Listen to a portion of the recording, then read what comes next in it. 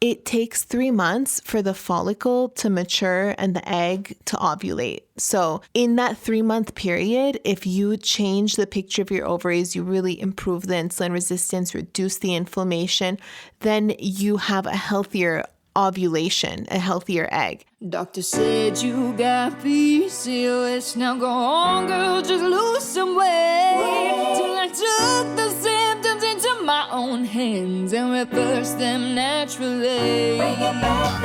So I became a dietitian to help my sisters feel the best they've ever felt. Take a step in my direction if you wanna prove them wrong and take control of yourself.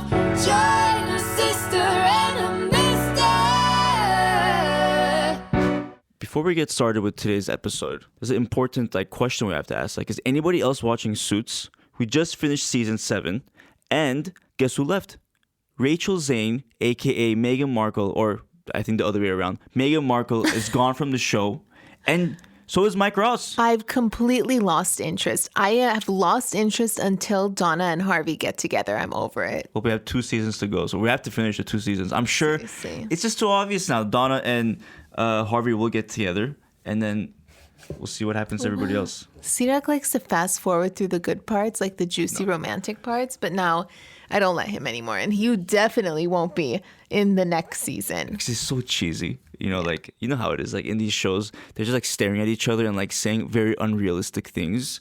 Honestly, it's the only part of the show that I can actually understand. But it's not the way people even talk to each other or argue. It's just the way they stare at each other, and then she'll make a face and he'll be like, and then she'll be like, and then one will leave the room. Yeah, and the one will leave the room, and the other person will just sit there thinking, oh, shame. And staring out the window at the city lights, at their view. Anyway. Who does that? Who does that? Anyway, I don't know how the percentage of our audience that listens to Suits. I'm hoping it's at least half, so at least some people are interested in this conversation. But anyway, we're at season 7, and let's move on to PCOS. Okay, so today we're going to talk about what the best age is to get pregnant with PCOS. And I am sure a lot of people who are listening were at the doctor's office at one point, and your doctor might have said, hey, you should have kids early. Or I've even heard this through the DMs. I've read this, my doctor told me to get married sooner so that I could have kids early, so that, I have more of a chance to get pregnant because of PCOS and my infertility. And it is so crazy how a piece of advice like that can just change the trajectory of your whole life, especially if you don't realize that there are ways to change the picture of your ovaries, to improve egg quality and ovulation, to improve your fertility with PCOS through diet and lifestyle changes. If you don't know these things, you can, listen to that doctor and just change the trajectory of your life in a way that is also wonderful if you had kids early. But what if that's not what you wanted to do? Or what if you did that because your doctor made you or convinced you? So this episode means a lot to me. So let's talk about it. I mean, a similar thing happened to you where at the age of around 17, a doctor told you that you basically, it would be very difficult or you wouldn't be able to have kids in the future. Yeah, she said I was premenopausal. My ovaries looked premenopausal, and it looked I wasn't ovulating and I was going to have problems, and I should really think about having kids sooner than later.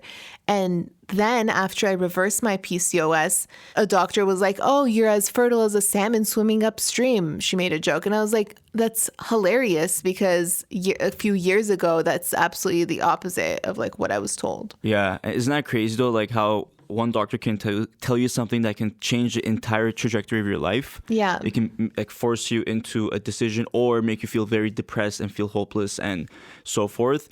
And then on the other hand, there's the option of completely reversing and healing and actually having all this hope and, the future. So, but today we'll talk all about it and go into everything.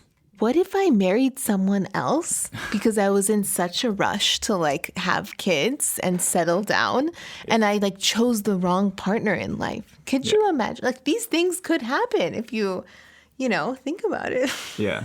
And honestly, I'm sure a lot of people are wondering too. And I don't mind answering this question, but I think Tallinn, you get a bit like annoyed about answering this question, but like in terms of like, do we have kids or do we plan on having kids? And to be honest, like we do want to have kids. Our plan is to have a kid hopefully in a year or two. It's just a plan in our life and how we've just kind of like planned things out since we got married.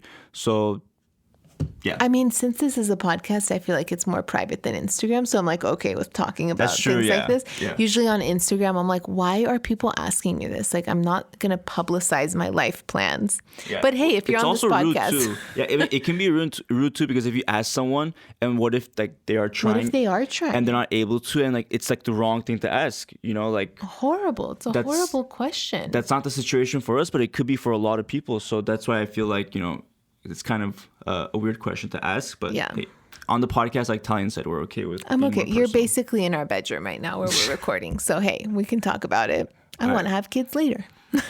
And as we get started on the podcast too, we did a poll in the sisterhood, and we asked everybody.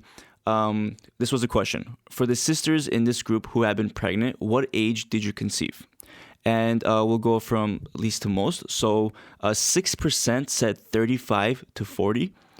18% said 30 to 35, 32% said 18 to 25, and 44%, the majority, said 25 to 30.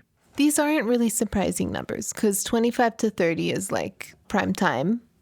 And then 30 to 35 is like, you know, now we're like pushing it towards 35, which is the age where they say like you should think about either having kids or freezing your eggs. But yeah, I'm not surprised.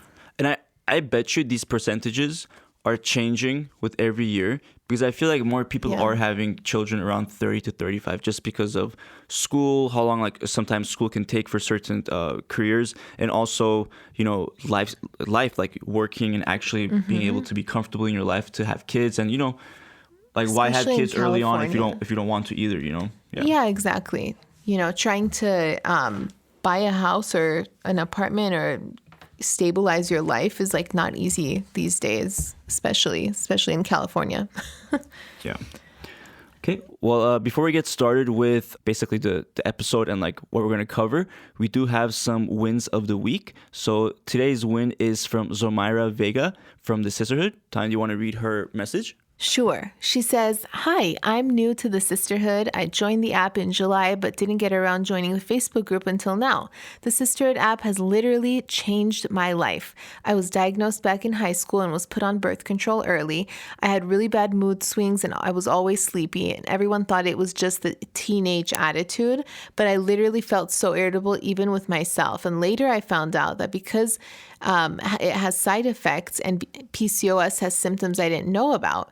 I've always been chubby and it was almost impossible to lose weight without gaining it back. This went on for 5 years until one day I found the Sisterhood on Instagram and decided to take the step to buy it and follow the diet plan.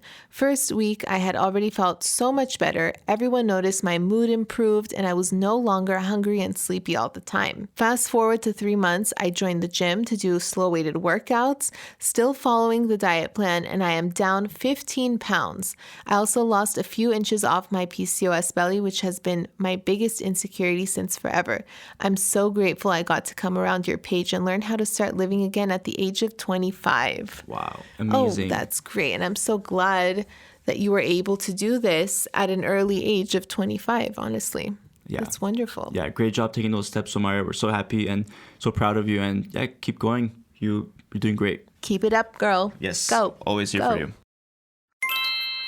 Do you know what the most researched supplement for PCOS is? Yes. Inositol. But do you know that not all inositols are the same? Hush your mouth. The latest research on PCOS women uses inositol with a ratio of 40-1 myo and D-chiro-inositol with a daily dosage of 4,000 milligrams. Well, I declare. But here's the problem. A lot of inositols out there do not use the 40-1 ratio, and many do not have a daily dosage of 4,000 milligrams.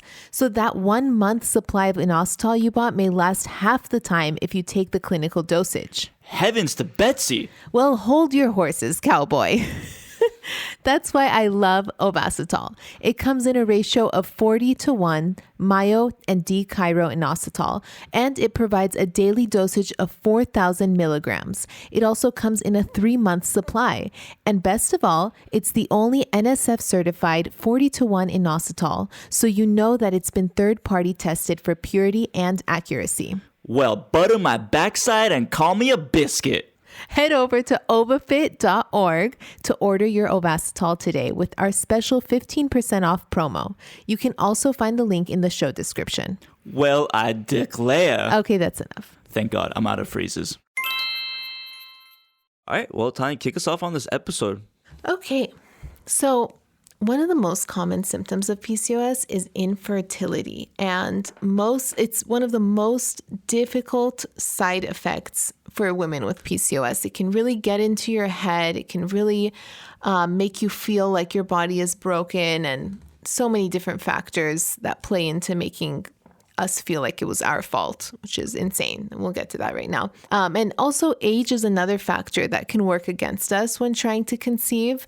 So the question is, if we're planning to try it for a baby later in life or are currently trying to conceive, do you need to have the baby sooner if you have PCOS? So today we're going to talk about the optimal age of getting pregnant with PCOS, and we'll explore the risk factors for waiting too long to conceive, and we'll discuss how you can boost your fertility even if you have PCOS challenges. Yeah, this episode is great for everyone, essentially. If you're looking to get pregnant soon, or even if that's not on your mind and you're thinking about in the future, this is just great to know as like when you should get ready and like what you should be expecting at certain ages. Yes. So how does age affect fertility? So, I mean, a lot of people DM us asking, like, is there a best age to get pregnant with PCOS? It's a pretty common question. And studies show that if you're a woman with PCOS, you're most likely to get pregnant before 35. However, you're most fertile before 30. If you're past 30, though, know that your chances are still good until 32. And then there's a slight decline in fertility. Okay, so basically you're most likely to get pregnant before 35 and you're most fertile before 30. Mm-hmm.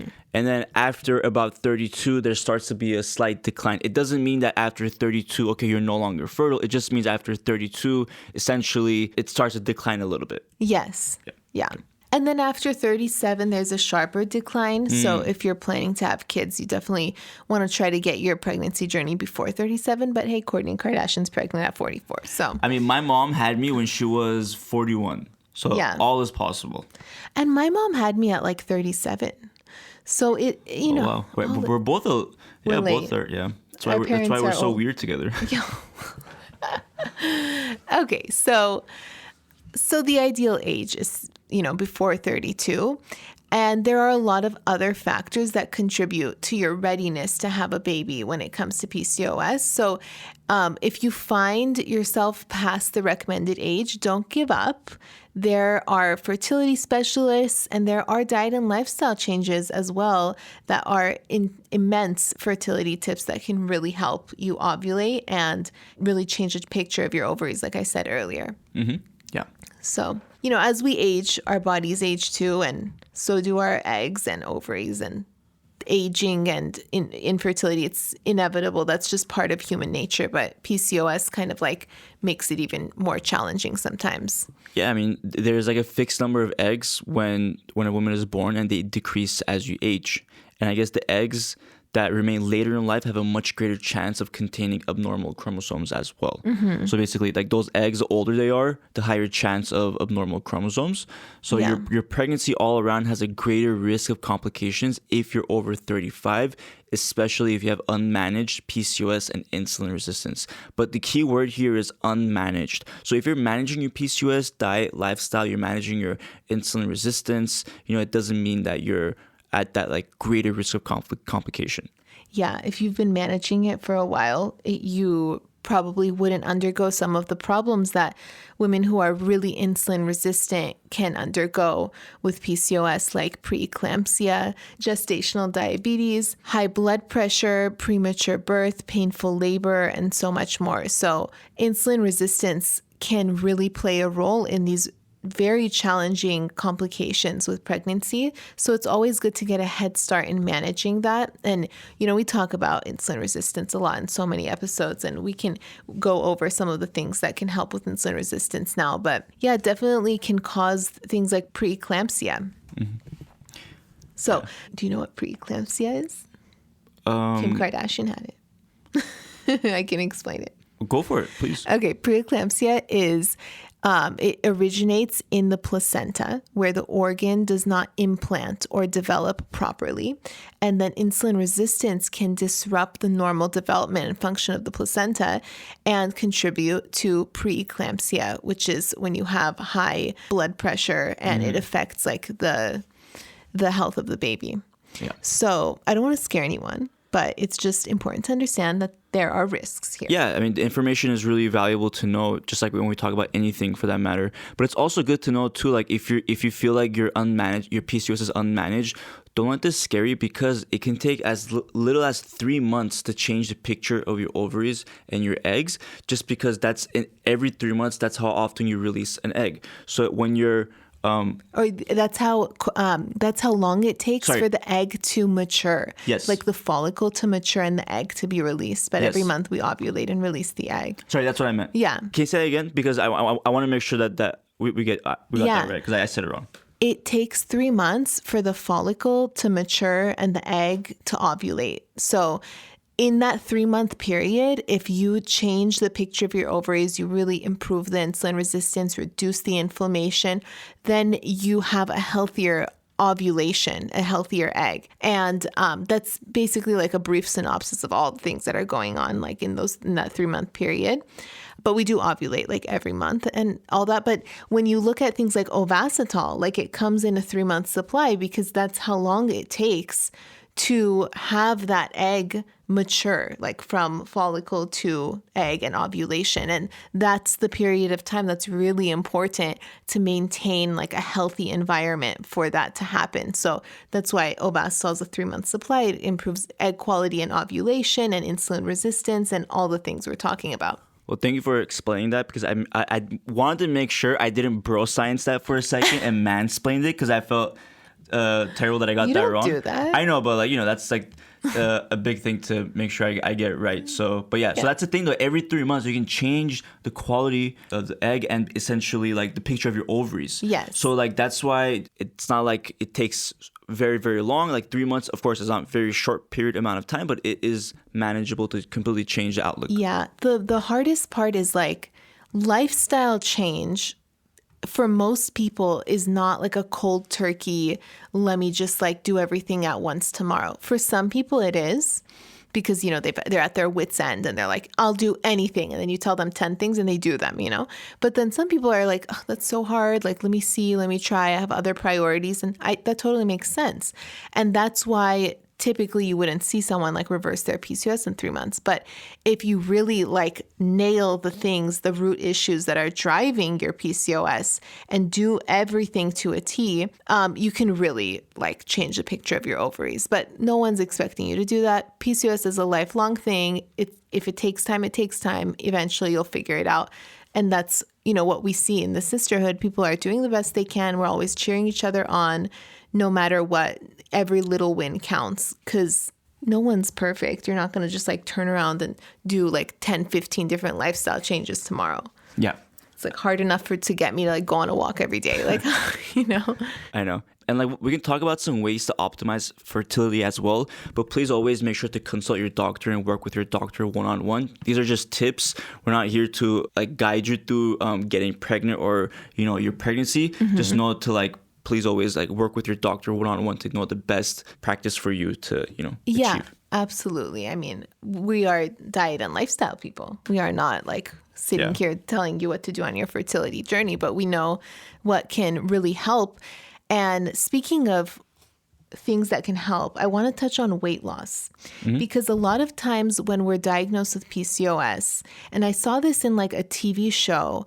Sira, can you remember what that TV show was? It was like 4 years ago. This Is Us. And one of the girls in the episode wanted to get pregnant and she was overweight and she had PCOS, and the doctor was like, you need to lose weight or else I'm not going to like help you get pregnant, or I'm not going to do the fertility treatment on you. It's too dangerous or whatever she said. Basically like blaming this like poor girl as if it was her fault and she needs to lose weight or else she cannot get pregnant. Yeah.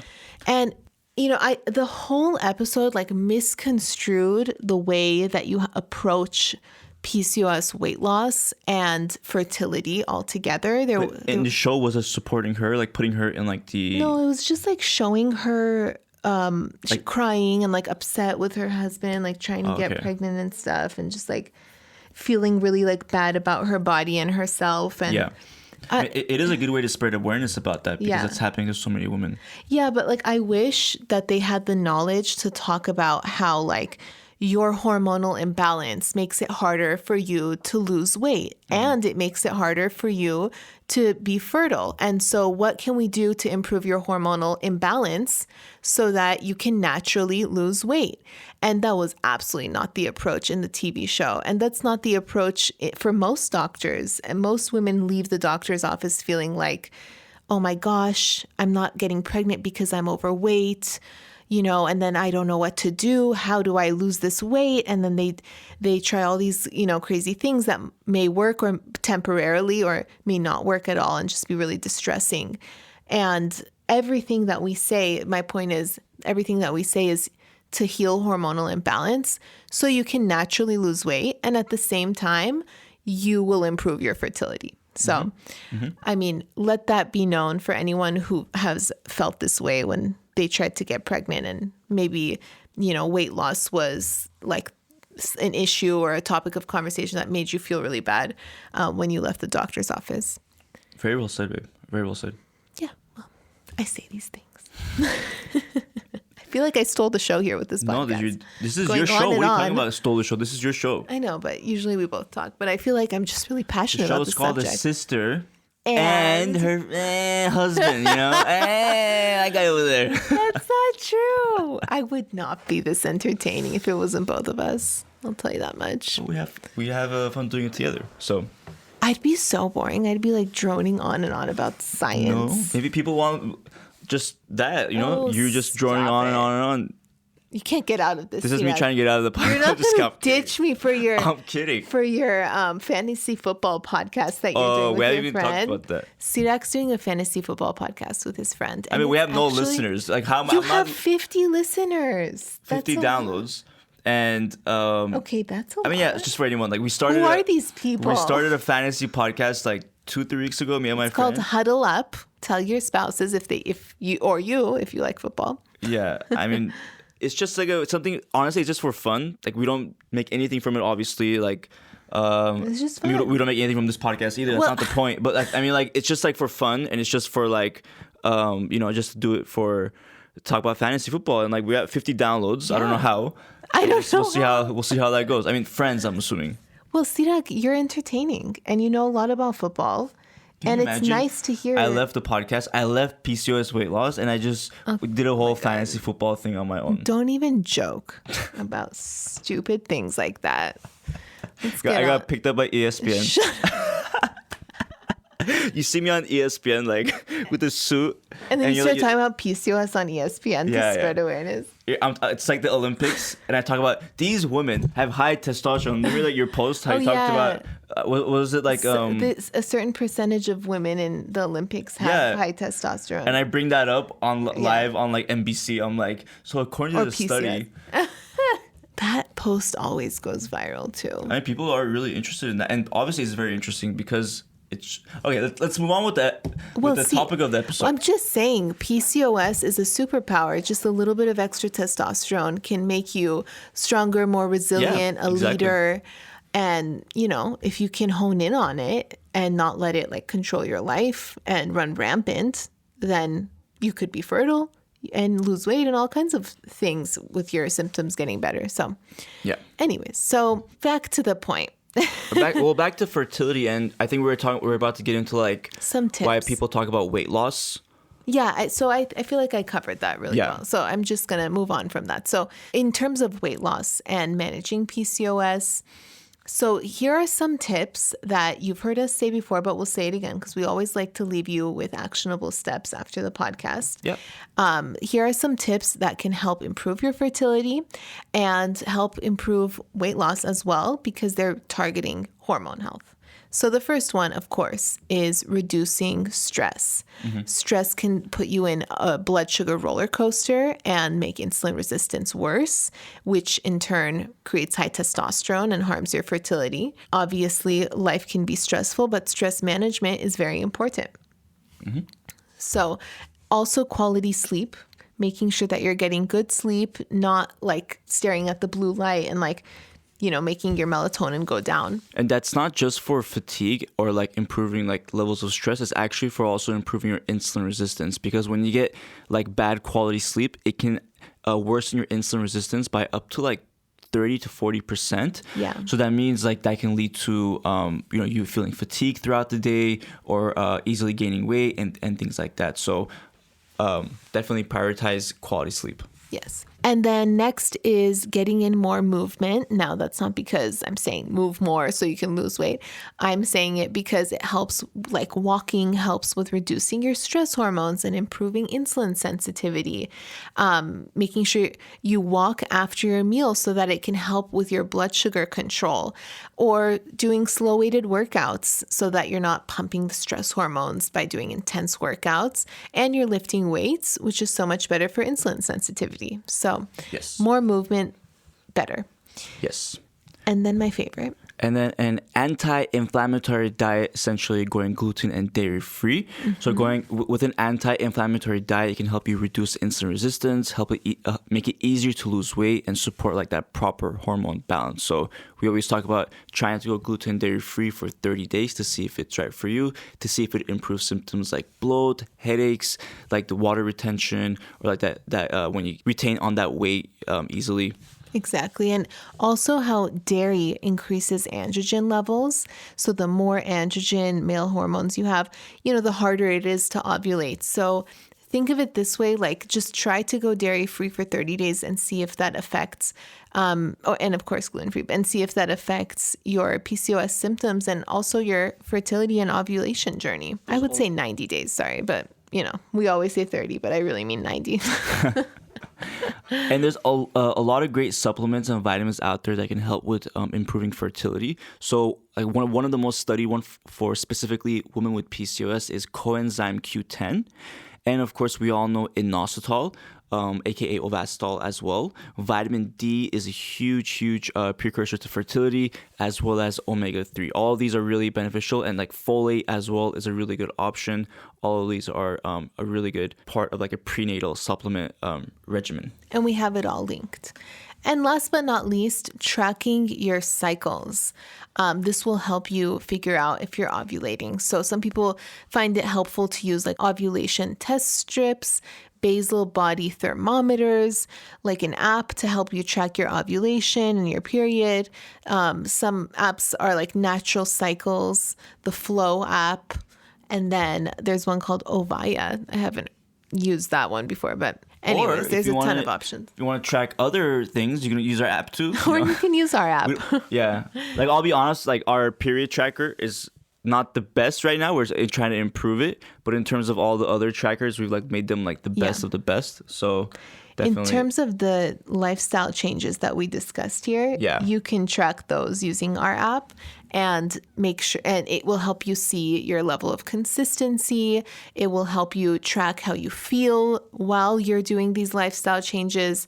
A lot of people have found them very useful on their journey towards reversing PCOS, and we've made them all like PCOS centric, like going gluten free, and then you can track if you did it for 7 days, you get like a reward, and it's fun. And by the way, somebody was asking recently, like, when is the recipe section going to be updated? So for any members listening, the recipe section, we're doing a complete revamp, essentially from like scratch, to make the recipe menu a lot better. We're including like videos for each recipe, and like you can change the serving sizes and have a more customized grocery list based on your meal plan. So that update is going to come out before the end of November. So right now you're probably listening to this probably right around the time that it's going to get released. So before the end of November, that will be updated, and you will have like your meal plan will be have all these new like recipes and new menus and videos to watch for each recipe and so forth. So this year has been for everyone who's been working really hard in 2023, whether you're going to school, whether you're going to work, or supporting your family, everything. It's like we've been working really hard this year on making this app the best thing it can be. Like we weren't happy with how it came out in the beginning of the year, and it's been like our passion and mission, and it's almost kind of not killed us, but it's like It's almost. we've definitely lost a lot of like sleep over it. But hey, like at the end, like now that we're at the end of 2023, we're literally like at the end of everything we planned out.